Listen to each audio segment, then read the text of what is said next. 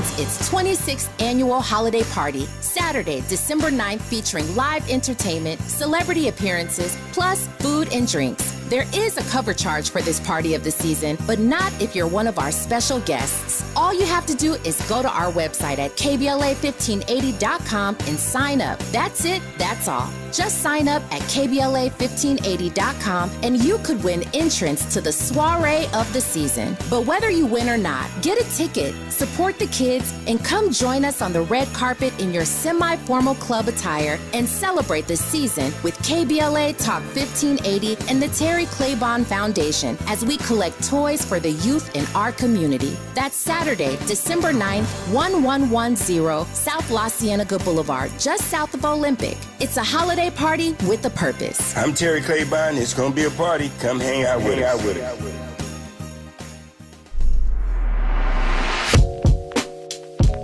Good evening. This is Avi Bernard. Very happy I am to be back in the United States and back on the network, even for so short a visit as this one. A lot of people asked us to do it again, so it's gratifying to get the chance now. Personally, I've never met anybody who didn't like KBLA Talk 1580. But it seems I do have a reputation for the uncanny. I'm an overpaid producer with pleasant reasons to rejoice, and I do. But surely my right to having more than enough is canceled if I don't use that more to help those who have less. We must each day earn what we own. A healthy man owes to the sick all that he can do for them. An educated man owes to the ignorant all that he can do for them. A free man owes to the world's slaves all that he can do for them. If we can't die in behalf of progress, we can live for it. If we waste that gift, we won't have anywhere to hide from the indignation of history. This is the Friday edition of Areva Martin in Real Time with Avi Bernard. We did it, Joe. The dawn is hours before we knew it. Somehow we do it. The cry for racial justice, some 400 years in the making, moves us. The dream of justice for all will be deferred no longer. Welcome into the Friday edition. It's Avi Bernard here with you every Friday. Let's get you caught up. An ex-Alaska Airlines pilot accused of trying to cut the engines of a passenger flight while off-duty and riding in an extra seat in the cockpit was released from jail pending trial yesterday after an Oregon judge approved it with conditions that include keeping away from aircraft. Joseph Emerson pleaded not guilty to reduced charges of reckless endangerment. He previously faced attempted murder charges. The release conditions include that Emerson undergo mental health services, stay away from drugs and alcohol, and not come within 30 feet of an operable aircraft.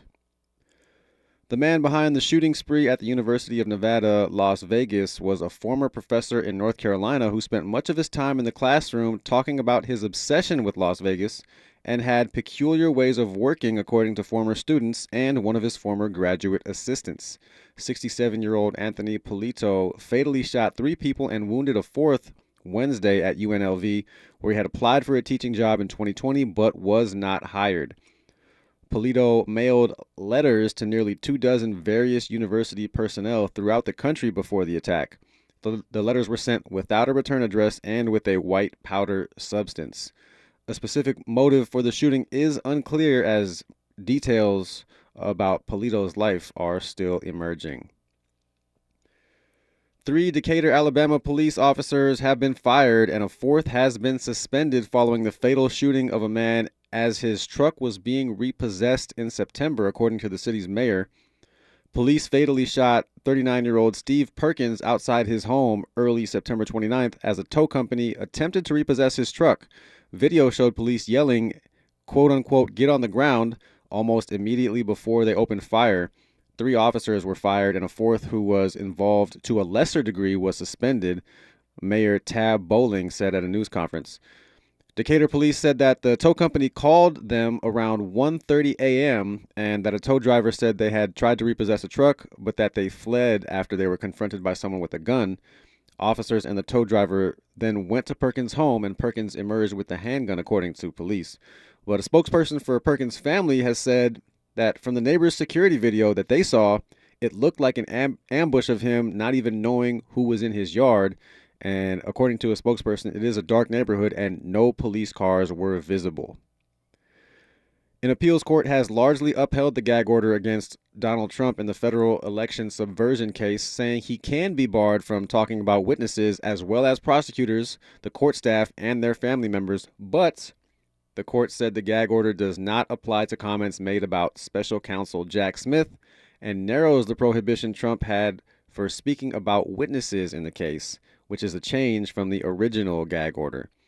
The decision against Trump is a striking admonishment for an ex-president facing an upcoming criminal trial, but also makes clear that Trump is still allowed to criticize President Joe Biden and the Justice Department and to argue the prosecution is politically motivated or that he is innocent of the charges against him. And numerous college presidents are facing criticism about their responses to anti-Semitism on their campuses, but none more than University of Pennsylvania President Liz McGill. Some have called for the resignations of Harvard University President Claudine Gay and MIT President Sally Kornbluth after they testified along with McGill before a House committee Tuesday about campus anti-Semitism. And the presidents did not explicitly say that calling for the genocide of Jews would necessarily violate their code of conduct on bullying or harassment. Instead, the school leaders explained it would depend on the circumstances and the conduct. Today, I'm grateful to have with us Kennedy Sessions, who is a Houston area metro reporter for KRON, and Christopher Walton, former chair of the Milwaukee Democratic Party. And we will talk to them when we come forward about the day's trending news and headlines. And of course, this hour will give you what's in the white entitlement, as we do every Friday when we come forward right here on KBLA Talk 1580. She's the real deal in real time. You're listening to Areva Martin in real time on KBLA Talk 1580. Enrollment season, LA Care Covered is offering health plans starting at $0 a month. Each plan provides benefits including $0 preventive services, 24/7 telehealth services, around-the-clock nurse advice lines, walk-in minute clinics, and more. Shop and compare premium silver plans with $0 deductibles to help meet your health goals. Ready to shop? Visit us online at lacarecovered.org for a commitment-free instant quote or speak with us directly at 855-222-4239. LA Care Covered, your affordable path to wellness. Girl, I have a secret. When I get stressed out, I get sweaty. That's why I use Secret Clinical Antiperspirant. It's like my own secret weapon. For 72 hours, I get Secret's strongest protection against sweat caused by stress, heat, and activity, because you know how crazy life can get. Plus, it's made with advanced odor fighters that don't just cover up smelliness. They help prevent it from happening in the first place. Believe me, if I weren't wearing Secret, I'd be a hot, smelly mess. Thankfully, Secret works. Save big every day during Lowe's 25 days of deals. Right now, get these can't-miss deals on appliances. Get up to 30% off, plus save up to an extra $750 on select major appliances. And with Lowe's Pay, you can buy now and pay later to get instant payment options for online purchases. Shop these savings, because Lowe's knows deals every day. Valid to 12/13. Appliance savings vary based on purchase amount. Exclusions apply while supplies last. Selection varies by location. See Lowe's.com for details. Subject to credit approval. The way we spend our time defines who we are. You're listening to Areva Martin in real time on KBLA Talk 1580. Always a pleasure to be joined by Christopher Walton, the former chair of the Democratic Party of Milwaukee County, and Kennedy Sessions, a Houston area metro reporter for KRON. So grateful that you both are here. Always a busy news day these days. So I want to start with this story that's a little bit off kilter. And people may not have heard about this one, but an ex-Alaska Airlines pilot accused of trying to cut the engines of a passenger flight while it was in the air. He was riding off-duty and in an extra seat in the cockpit, and he was released yesterday. Just kind of a really disturbing thought to have someone who is not associated with that particular flight try to take a plane down. And he has been released. He just can't go near a plane. He can't go within 30 feet of a plane. I was thinking he shouldn't be able to go within 3 miles of an operable aircraft, but they said 30 feet. To me, that's way too close that for him to be able to maybe sneak on or something like that. But just kind of a weird situation here. His lawyer said that he didn't fully possess his mental faculties when he was on the Horizon Air flight. and did not consciously choose to put people at risk. And he's accused of trying to cut the engines of a Horizon Air flight from Everett, Washington to San Francisco on October 22nd while riding in the cockpit, and he was subdued by the flight crew, and the plane was diverted to Portland, Oregon, where it landed safely with more than 80 people on board. And according to charging documents, Emerson told Port of Portland police following his arrest that he had been struggling with depression, that a friend had recently died, and that he had taken psychedelic mushrooms about 48 hours before he attempted to cut the engines. He also said he had not slept in more than 40 hours. Okay, so if you are tripping on shrooms and you haven't gotten any sleep, you're allowed to just try to take a aircraft down? And how did this dude... Do they just let other pilots go kick it in the cockpit just any time without, I don't know. I mean, I feel like there should be some kind of regulation just because of the nature of flying and how much the pilots need to be in control and need to not have other people in there that might be going through something. I don't know, Chris. Let's start with you. I mean, what do you think about this? It's just really weird. And do you kind of imagine when you're flying somewhere that, oh, maybe there's just someone up there kicking it with the pilot? I mean, what do you think? I'm not the most comfortable flyer as it is. Same. And this is one of those reasons that sometimes, what if it's not my time, it's somebody else's time? Why am I stuck behind? Because you having a moment, don't mean you got to take me with you because you having a moment. I don't know where to go with this situation. I hope he can get the help he needs, and I hope he is as far away from the airport or any type of flying machine that he can be. 30 feet is not enough to me, but that's wow. Okay. Yeah, it's not really a whole lot to say. It's just I wanted to talk about it because it's so weird and disturbing. But Kennedy, do you think that this guy should ever be able to fly on an aircraft again? I mean, any airline, any destination, should he ever be able to fly again? I don't believe so. I mean, I think when we talk about also the conditions of his release, like the language of just like stay away from drugs and alcohol, not even like, you are, banned from using these substances until we understand how your mental state is. Like, it's all very,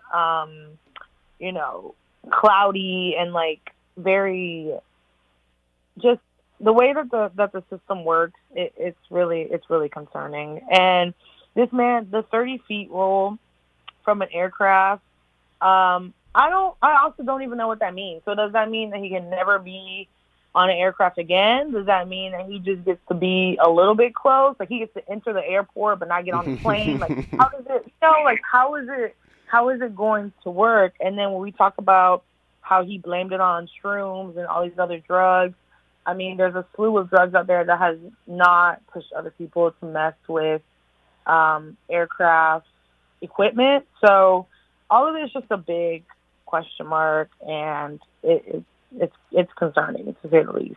Yeah, so the 30 feet thing, so it says the release conditions. So he was released on the conditions that he undergo mental health services, stay away from drugs and alcohol, and not come within 30 feet of an operable aircraft. But it doesn't say here how long that lasts. I think that's just the conditions of his release, but it doesn't say if it's permanent.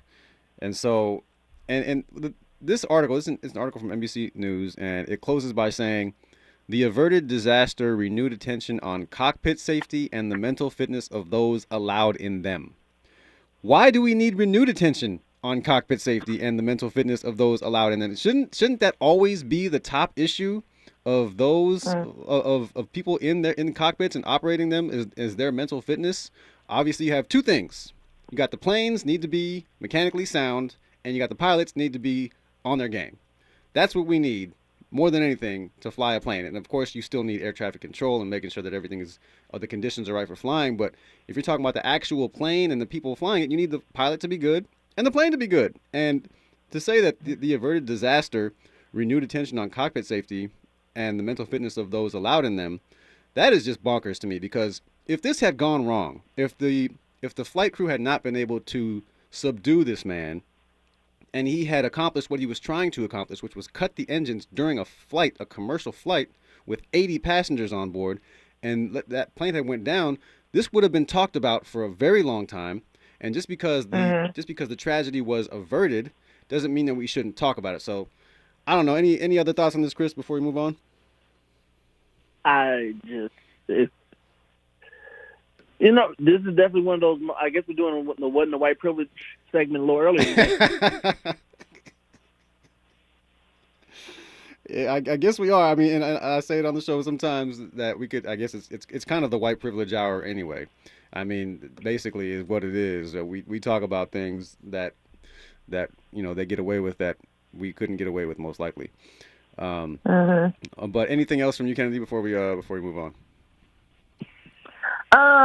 No, I mean, it's a very clear example of how the system treats people that they deem, quote unquote, dangerous or violent, or any of those things. So yeah, it's just a very clear example of, once again, the white people get the short, lesser sentences, lesser conditions, lesser just means of, enacting more harm. Who knows what's going to happen in the future if he ends up taking some more shrooms? So, God forbid. Man, yeah, he shouldn't be able to get on Southwest. He shouldn't be able to get anywhere.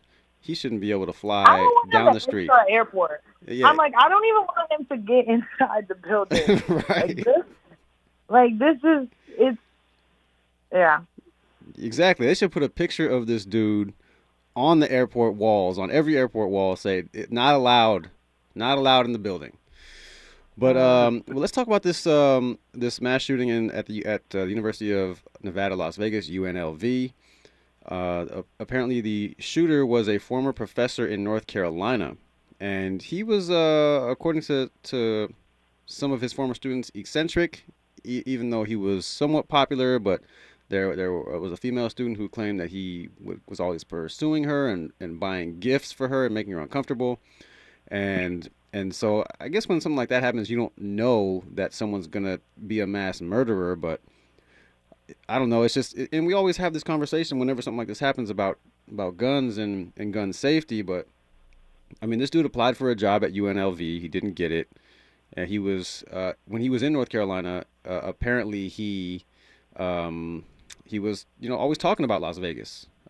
He was like saying that he wanted to be there, and he had an obsession with this place, and now he goes to that place where he couldn't get a job and commits a mass murder. And so this conversation on guns, I don't know, it feels like we're never going to get anywhere, Kennedy, but do you think that is there anything different about this case, or is it just another mass shooting? And sadly, it feels like we're getting more and more numb to these. We make a big deal about it after the day after, and then a couple of days later, it kind of just goes by the wayside, and the busy news cycle, and there was another mass shooting there that didn't get as much attention, and for some reason some of these get more attention than others. But I don't know, anything different about this one, or is it just that we cannot enact safe gun laws in this country because of the opposition of Republicans and the gun lobby? Yeah, I definitely agree that the gun lobby is the main reason what is holding back this country from a lot of obviously necessary gun safety legislation. But something interesting I found about this case is his age. Only because a lot of times when we see these mass shootings, tends to be, younger white males, that were, on these internet chains and these right-wing groups and these right-wing websites. And, his case, although it is, typical in that, he went to a area with a lot of people, enacted harm. These people will never get these people back. It's really interesting that he's 67 years old. He had this weird obsession with Las Vegas for whatever reason. And I thought it was also interesting that at one point, like you noted, he tried to get a job at the university and didn't get it. So all of these details are, coming up, and we're still learning more. But I think his age specifically stuck out to me, and just, kind of how he has been having Las Vegas in his mind for a very long time, apparently. Yeah, that is a good point, Kennedy. That he was 67. I think that you're right. Most mass shooters are like younger white males, and it is just a little weird that this dude had this obsession with this place and then went and shot a bunch of people there. I don't know, but Chris, I'll pass it to you. This is a very exceptionally American event. This does not happen at this scale, at this amount, anywhere else in the world, only in America. And for me, this situation it hits very close to home, because my sister was actually in Vegas the last time they had that mass shooting. Oh, wow. The guy shooting from the hotels celebrating her 21st birthday. During the concert. Yeah. And so this situation is just the constant reminder that we just are not, right now, our society is being failed by the Republican Party because they refuse to pass or allow legislation to pass which would ban these high-powered rifles from getting on the streets. We had an assault weapons ban in place. Former Senator Dianne Feinstein from California was one of the people that helped get that put in place in the law. And when it needed to be reauthorized back in 2004, the Republicans would not reauthorize it. And now we have AR-15s just being handed out and raffled off at Republican fundraisers. Like, this is a problem. And what part of that don't they seem to understand? That we need to get these guns off the streets. You say you want to protect, you back the blue, you want to protect cops, then get these guns off the streets because these are cop killers. You want to protect children because you think the evil gay boogeyman is going to come and get kids? Why don't you actually protect these schools, and so we don't have these school shootings go on? The Republicans want to focus on every single thing else except the actual problem that we are really facing. The fact that the only time it's been safe to go to school in America in the last 10 years was when the whole country was locked down and we had no school shootings, that's a problem. That's a problem, and we should be disturbed by that. And we need elected leaders who will actually stand up, do their job, not be held to the financial whims of the NRA, and pass good, strong gun control legislation. How do we do that? Is there any path to that? Is there any path to good, strong gun control legislation given the current construction of Congress with a slight Republican majority? Or even if, let's say, somehow Democrats keep the Senate, even though it's a treacherous map in 2024, and Joe Biden wins re-election and the Democrats take back the House, is there a path for meaningful gun legislation, or would it require something like getting rid of the filibuster? It's going to require getting rid of the filibuster. We have to get rid of the filibuster because it's not protecting the American people. The filibuster is literally protecting these conservative gun owners from being held responsible for the things that they are literally causing, the damage they're causing. And one thing that is really going to be really good, especially if we do get control of everything back again in 2025, we're looking at a Senate caucus that will not have Joe Manchin, that will not have Kirsten Sinema, and that will be a much more progressive caucus. Even if we get everything right, we get Colin Allred out of Texas, he's going to be a vast improvement than Ted Cruz. Oh, my God. If we get Ruben Gallego out of Arizona, that's a vast improvement over Kirsten Sinema. We just need to put our heads down, get out there and fight for the issues. We have, there's always that we have a messaging problem. We don't have a messaging problem, actually. We have a focus problem. We have the right message. We got the right song at the right time with the right singers.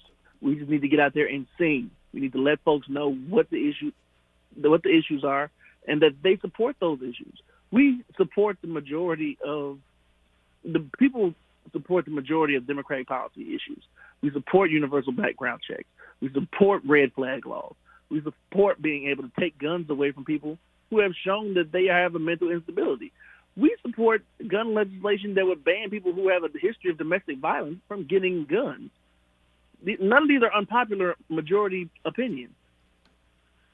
Why can't we get these things passed?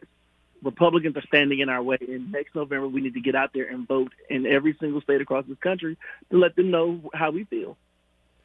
Amen to that. And you mentioned Ted Cruz, and just real quickly when we come forward, Kennedy, I want to just get your thoughts on whether Colin Allred has any shot in defeating Ted Cruz next year. I mean, it always feels unlikely because it has been unlikely, but I don't know. Just I want to get your thoughts about whether you think it's any more possible. I know Beto O'Rourke came within like 3 points that first time he ran against Cruz, and then he lost by a wider margin last time running against Cornyn. So just when we come forward, I want to get your thoughts on that. But also we have what's in the white entitlement, and going to talk about this situation in Alabama with these officers being fired. And you know, there's something that I want to talk about that's not exactly news related with the GMA3 hosts who left their exes for each other. Now their exes are dating each other. We'll see if we can get to that by the end of the hour right here on KBLA Talk 1580. Boom, boom. KBLA Talk 1580 wishes you a Christmas season that is merry and bright. Happy holidays. Santa baby, just slip a sable under the tree for me. I'm Tyreek Wayne. Here's the latest on the Black Information Network. A woman is in jail after she allegedly tried to set fire to the house where the late Dr. Martin Luther King Jr. was born. Video shows a woman dressed in black pouring gasoline on the front porch, windows, and bushes around the house in Atlanta. 2 tourists from Utah who were viewing the house managed to stop the woman, and 2 off-duty New York police officers who were visiting the historical landmark detained her until Atlanta police officers arrived. King was born in the 2-story wood frame house on January 15, 1929. Sean Diddy Combs, who is black, is being accused of gang raping a 17-year-old girl in 2003. The lawsuit alleges the plaintiff flew privately to Combs' recording studio in New York, where she was raped by 3 people, including Combs. It goes on to say Combs and his associates provided copious amounts of drugs and alcohol. That's the latest. I'm Tyreek Wynn on your home for 24/7 News, the Black Information Network. SIG has been cleared and lanes have been reopened back in Glendale's 134 West before Glendale Avenue. You might see a slight delay from Colorado Boulevard, Figueroa Street, but it's not going to set you back for any more than 10 minutes. Eastbound traffic is also starting to break up for now 15 minutes between Bob Hope Drive and Glendale Avenue. In Elysian Park on the 110 North before Stadium Way, left lane is currently blocked with a stall with a 20-minute traffic jam running heavy from the 105. And over in Cerritos, left lane is blocked with an accident on the 91 West before Bloomfield Avenue with heavy traffic from Carmenita Road. Beware, if you are 60 or older, you may be at increased risk of hospitalization from RSV, respiratory syncytial virus. Not all dangers come with warning labels. Talk to your pharmacist or doctor about getting vaccinated against RSV today. Learn more at bewareofrsv.com. This is the KBLA Sports Minute with Ray Richardson. It's a 5:30 tip-off tomorrow night for the Lakers and Indiana Pacers in Vegas, the championship game for the NBA's first ever in-season tournament. Live coverage on ABC. Each player on the winning team gets $500,000. The Clippers are back in action tonight. They're at Utah. After tonight's game, the Clippers have a 4-game homestand against Portland, Sacramento, Golden State, and New York. A good stretch for the Clippers to make some noise. If Bronny James plays Sunday against Long Beach State, USC coach Andy Enfield said LeBron's son will be on a minutes restriction. The medical staff is still exercising caution with Bronny's congenital heart defect. Tomorrow night at 7 here on KBLA. Join me and my co-host Neil Scarborough for Out of Bounds. You can join the conversation at 1-800-920-1580. No debates, no speculation, just the info you need. That's your KBLA Sports Minute. I'm Ray Richardson on KBLA Talk 1580. In association with KBLA Talk 1580, the Terry Claiborne Foundation presents its 26th annual holiday party, Saturday, December 9th, featuring live entertainment, celebrity appearances, plus food and drinks. There is a cover charge for this party of the season, but not if you're one of our special guests. All you have to do is go to our website at KBLA1580.com and sign up. That's it, that's all. Just sign up at KBLA1580.com and you could win entrance to the soiree of the season. But whether you win or not, get a ticket, support the kids, and come join us on the red carpet in your semi-formal club attire and celebrate the season with KBLA Talk 1580 and the Terry Claiborne Foundation as we collect toys for the youth in our community. That's Saturday, December 9th, 1110 South La Cienega Boulevard, just south of Olympic. It's a holiday party with a purpose. I'm Terry Claiborne. It's going to be a party. Come hang out with us. Oh, this cold. Honey? Honey? Honey, you need DayQuil Severe Honey. DayQuil Severe Honey gives you powerful cold and flu symptom relief with a honeylicious taste, because life doesn't stop for a cold. Okay, I'm ready to go. Now I'm getting a cold. Honey. Try DayQuil Severe Honey for powerful cold and flu relief. DayQuil Severe with honey flavor. The daytime coughing, aching, stuffy head, fever, honeylicious, power through your day medicine. Use as directed. Keep out of reach of children. Did you know that feeling sluggish or weighed down could be a sign that your digestive system isn't working at its best? Taking Metamucil every day can help. Metamucil fiber powders help promote your daily digestive health using a plant-based fiber called psyllium. The gelling action of this special fiber traps and removes waste so you can feel lighter and more energetic. Metamucil, promoting digestive health for a better you. Learn more at metamucil.com. These statements have not been evaluated by the Food and Drug Administration. These products are not intended to diagnose, treat, cure, or prevent any disease. KBLA Talk 1580. We've got a lot to talk about.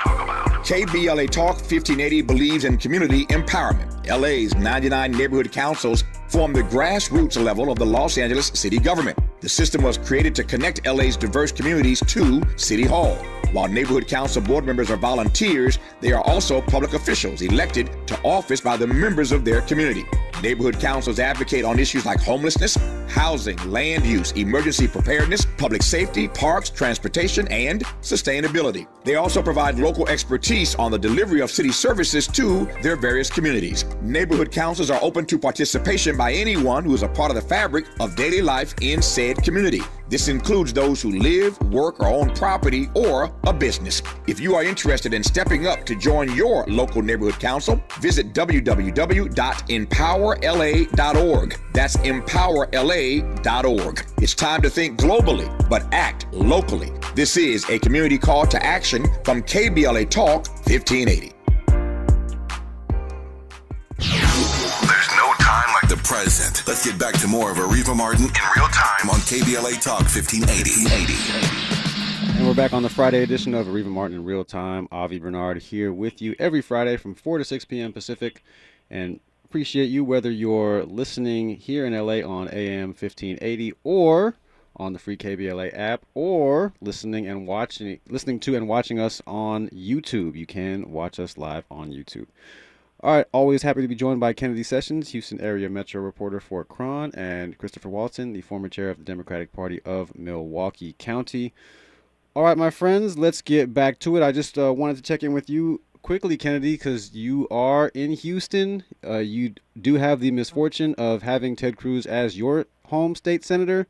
So I wanted to ask you, what do you think the chances are of Ted Cruz being unseated next year by Colin Allred, who is a fabulous candidate, but it is Texas, and so I just want to get your thoughts on that. We're Texas. Senator Cruz has been in office for a very long time, but kind of like we talked about before the break, Beto O'Rourke was very close to beating Cruz in the last election cycle, and I think that kind of just showed that Texans are, very 50-50 with Ted Cruz. He does not have, complete, Superman powers like Greg Abbott does, for example, on the other hand. And somebody like Colin Allred, when he entered the race, he kind of started off really strong in terms of fundraising and all of the money he was able to gain in a short amount of time. But since then, I feel like something that I think is lacking from all of the candidates that are actually running Cruz, whether, it's State Representative Paul Sherman or also State Senator Roland Gutierrez. Sherman, I could just give a little background on him, has been very vocal about police accountability legislation in Austin. State Senator Gutierrez, he holds the district where the Uvalde shooting happened. And so he has been very persistent about gun safety legislation. And so all of these candidates have a lot of background and things that they're passionate about. But I feel like the momentum kind of that I felt in the past when Beto O'Rourke was running against Cruz, I think a little bit of that is missing. So I'm not going to say that they, absolutely don't have a chance because it's Texas and it's a red state and we're used to people kind of vilifying us in that way. But I think we need to go back to the common thing that we all have, which is that we're all humans. Texans are people. We're diverse. We're very strong. We're very passionate. We have all these things and we want all of these things. And so I do think it's possible. And I think the right candidate will get the job done. When you said we all have the same thing in common, I thought you were going to say that we don't like Ted Cruz. I really thought you were going to say that. But that too. If you look at that too, if you look at how Cruz, he's been in office for, this long, and the way that he was about to lose to a, Beto O'Rourke also has political history, but he's based in El Paso. Kind of not as much name recognition as Ted Cruz has had. And people were almost ready to kick him out. Like, it's not like, it wasn't a close race and a margin of error. So, I do think it's possible. And I think the right candidate will do that. People have not been happy with how Cruz has put forth legislation that is obviously not helping what residents need right now. Nobody can forget how he literally tried to flee the state after we were going through one of the worst freezes in our lifetimes for a lot of us. And so, people see it, whether or not they're political, in the political sphere all the time. Texans are very smart people who understand what's going on and, whoever's trying to make a fool out of them. Yeah, and absolutely. There's no slight on Texans, just that y'all are outnumbered. You're outnumbered in terms of having more conservatives in your state who are willing to put people like that in office continually. It's we're rooting for you. The whole country is rooting for you because we need you. If y'all could get him out of there, oh my God, that would be amazing for all of us. We all win. Y'all win, we all win. And also, I want to add real quick, Avi, if I can. Yeah, of course. The stakes are different now. Women and people who can give birth in Texas have their rights stripped away. Very good point. Education in the state is literally, we're watching it crumble as we speak. At the same time, our governor has been, pushing for school vouchers. There's a lot of Texans who still don't have health care. There's, again, mass shooting after mass shooting that we're seeing. All of these issues compounded together. It's really hard for me to say that somebody running against Ted Cruz or any of these officials doesn't have a chance. Yeah, well said. And I certainly support Colin Allred and hope that he is getting the support that he needs. And, we're rooting for him hard. And, speaking of not having a abortion access in your state, we were talking about on the show yesterday about Kate Cox, the Dallas area mother of two who was 20 weeks pregnant and found out that her developing fetus has trisomy 18. And so she was granted a restraining order by a judge and allowed to get an abortion in Texas, which is not allowed right now. So that was a really striking example of, as we were saying yesterday, why those protections are so important. And I hope that Texans are fed up of having to have it. Yeah, go ahead. Yeah, no, just to update on that story because there was some breaking news today. Okay. The Texas Attorney General Ken Paxton, which I'm sure y'all have heard his name. I cannot believe he didn't get removed. I cannot believe it. So as we speak, he is pushing or asking the Texas Supreme Court to deny, the Dallas woman from getting an abortion. So, that's what we're dealing with right now. Mm-hmm. It's a very dire and serious situation. Jeez, yeah, and I hope that Texans are paying attention to that and knowing that they can change their fortunes if they vote those people out. That's what we always have to remember. All right, let's talk about this case in Alabama. A 39-year-old man was murdered by police as a tow truck company was trying to repossess his truck, and they claimed that they were confronted by a man with a gun, but the neighbors, the family of the man, Steve Perkins, said that the neighbors' security footage showed that it was like an ambush and that there were no police cars visible on the street. And so it's 1:30 in the morning. And I feel like nothing good is going to happen at 1:30 in the morning in the dark. And if you're just coming to repossess his truck, it sounds like depends on what you're trying to repossess it for, but you're not trying to arrest him. You're trying to repossess his truck. And is that not something that can wait till like 9 a.m.? I mean, when it's light outside and people can see, and y'all are running up on somebody at 1:30 in the morning, and you want to talk about gun rights, and people have a right to carry their guns and protect themselves, but when a brother comes outside his house at 1:30 in the morning and he doesn't know it's the police, and then he gets gunned down, then you don't have a problem with that, and something went wrong because these officers got fired. The mayor fired these officers. So it's not just the family saying this. The mayor talked to these officers and he fired them. So Chris, is this a case of police accountability, or do we need to see what happens after this? Do we need to see if they're going to actually face any legal charges as well? I would hope they would face legal charges, because this is clearly a situation where common sense ain't common, apparently. You don't show up unannounced at 1 in the morning and try to take someone's car, and they don't expect them to just be like, oh, okay, it's fine. Use some level of common sense.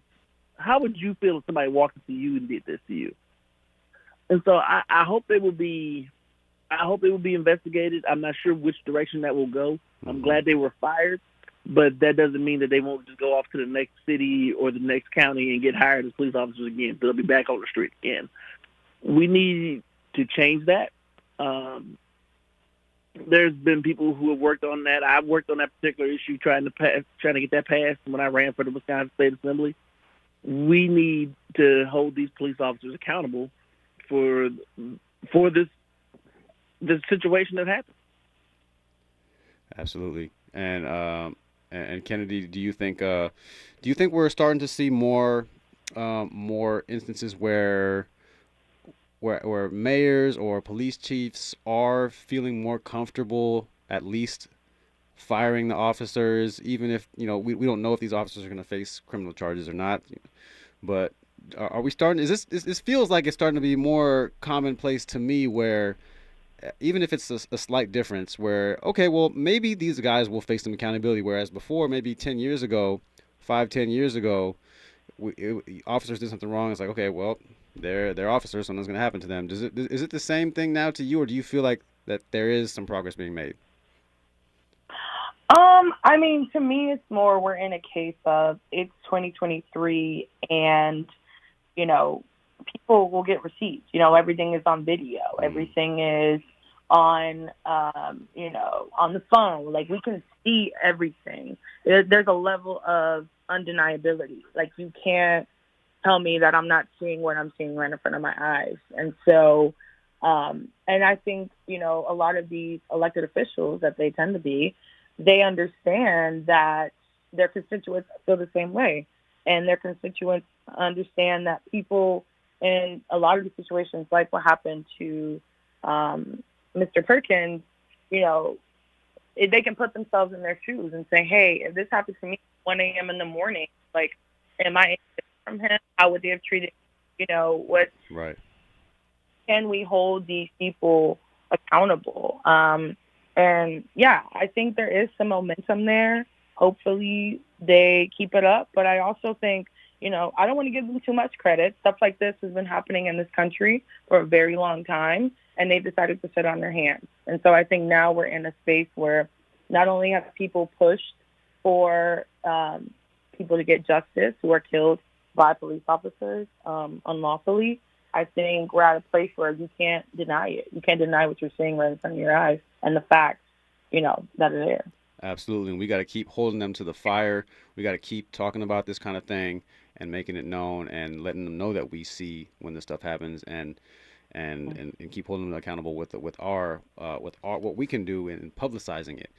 And so I hope that they do investigate these guys and they're held accountable for what they've done. When we come forward, we will be bringing you our weekly segment, What in the White Entitlement, right here on KBLA Talk 1580. Areva time is the right time. More of Areva Martin in real time when we come forward. KBLA Talk 1580. We've got a lot to talk about. Hi, Maisha Cairo here, KBLA, live at Chase Bank on Crenshaw and Vernon for the In This Together tour with female business owners, a day of empowerment, community panels, and best of all, tips on building business from marketing to capital. I was able to speak with one of the panelists, the owner of Kids Love. Take a listen. So Kids Love, KIDSLUV, is a first-to-market zero-sugar, vitamin-enhanced functional beverage for kids. So the zero sugar is really important because if not, the sugar gets on the teeth, it can cause cavities. So as a mom, I love this vitamins and hydration in one. Tell us what's happening here with Chase Bank today. So I would say, I think what Chase is trying to do is create a community actually for entrepreneurs, a place where people can go. They have the space to do it. It's a beautiful space. And to be able to have these conversations. There are so many benefits to being a women-owned and certified business, from a standpoint of getting into stores, not paying the slotting fees of what it takes to be in stores. So I think Chase is trying to bring awareness to a lot of the things that people just don't know about, that not only the bank can help, but outside of the bank, their relationships can help create. That's beautiful. And I know, this is how we build equity in communities of color, is kind of spreading that information and that knowledge. So thank you for being here today and doing your part and letting these women know that it is possible. For KBLA 1580, I'm Maisha Cairo in the community with Chase. When you're young, life is full of choices. Don't let opioids like highly addictive and deadly fentanyl take away your life with just one wrong pill. Addiction is a disease that can affect anyone at any age. But there is a choice to get help for this disease. Find medically proven treatment options, including virtual, at choosemat.org. Is your eyesight changing? I can't read this anymore. Don't lose hope. People just like you are working every day using Braille, screen magnification, speech technology, and other tools and blindness skills. Your eyesight may have changed, but your goals, they don't have to. We can help. Visit us on the web at blind.org. The National Federation of the Blind. Live the life you want. Now. We tend not to think about now. We dream about tomorrow, relive yesterday. But right now in front of us is victory over cancer. Right now, cancer research funded by the V Foundation is leading to better treatments and saving lives. Victory over cancer is there for the taking by you, because today's cancer research is tomorrow's victory. Learn more at v.org. Don't give up. Don't ever give up. You're listening to Areva Martin in real time on KBLA Talk 1580. And we're back on Areva Martin in real time, the Friday edition. Avi Bernard here with you every Friday from 4 to 6 p.m. Pacific. And it is time for What in the White Privilege. Andy, who's at the door? It's white. All right, so the subject of today's What in the White Privilege is none other than Elon Musk, who has called for the resignation of Disney CEO Bob Iger after the entertainment company paused advertising on the social media platform X, formerly known as Twitter. X, stupid name. I say it all the time. Why would you call your platform X? You already have, in addition to being a stupid name, first of all, Twitter was already established. Everyone knows what Twitter is. You have billions of dollars in free marketing already built in. And you change the name to X? That is such a stupid name. So he had this situation a couple weeks ago, Elon Musk did, where some white supremacist guy said, quote, deeply disinterested in giving the tiniest shh about Western Jewish populations, close quote. And Elon Musk replied, quote, you have said the actual truth, close quote. So there's that. There's that to start with, right? And then so now he is calling on Disney CEO Bob Iger's resignation after Disney had the nerve to pull advertising from his stupid named ass platform. That is the level of privilege this dude Elon Musk is living life with right now. You're not going to advertise on my platform? Well, just resign. Andy, what's on your mind? You know, just on your rant on X, I was just curious to know at the same time, like, what do they call tweets now? Are they X's? Like, you know, what do they call them now? And that, Andy, is exactly another reason why it's a stupid name. Facts. Are you Xing? Oh, yeah, I just sent an X. What? What are you doing? So you already ruined the platform, and now you're just showing your privilege that you don't get that you get mad because someone took their money away from you. How dare you not advertise on my platform? And that's why Elon Musk is the subject of this week's What in the White Entitlement.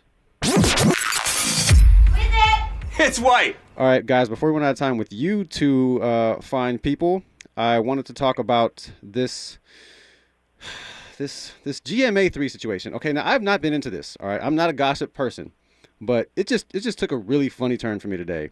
So TJ Holmes and Amy Robach,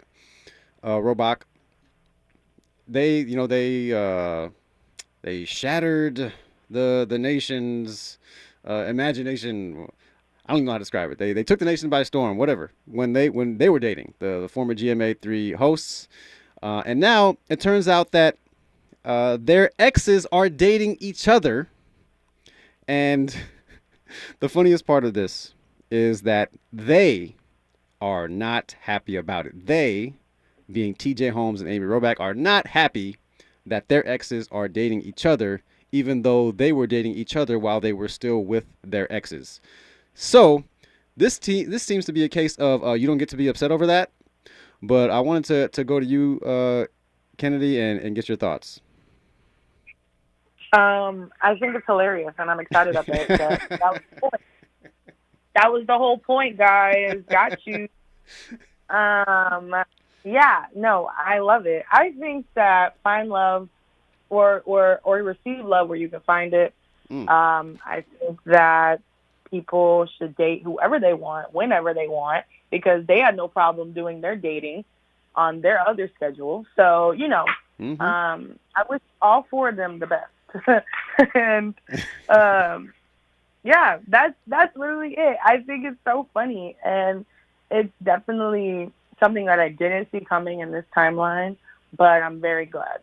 Yeah, it just really made my day. Chris, I want to get your thoughts. Give you the last word. This is a level of messy I haven't seen since high school. I don't know what exactly. Say again.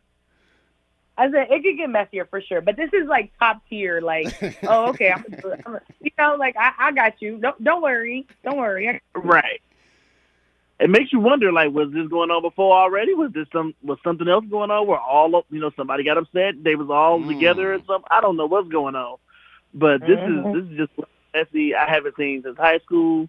I'm so glad that I avoided that then, but I am enjoying watching it now, and I hope they can figure this out. Yeah, it's just giving me like the thoughts of like y'all said, high school stuff where or someone says, well, Jason got with Jessica, so I am gonna get with Kyle, something like that. But just wildly entertaining. Kennedy Sessions and Christopher Walson, really appreciate y'all joining us today. I hope you have a fabulous weekend, and we'll look forward to talking to you again very soon. As well. All right, and Fahima, let's get you in here real quick. I know you've been holding. Let me just get to you real quick and give you 30 seconds to share your thoughts. Yeah, well, greetings to Dr.